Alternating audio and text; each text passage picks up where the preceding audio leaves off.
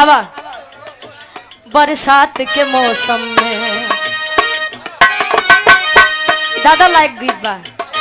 बरसात के मौसम में तन्हाई मौसम में तन्हाई के आलम में बरसात के मौसम में तन्हाई के आलम में बरसात के मौसम में तन्हाई के आलम में बरसात के मौसम में तन्हाई के आलम में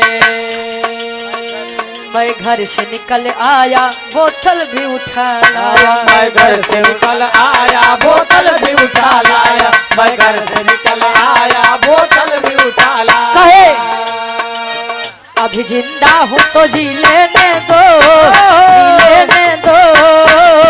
भरी बरसात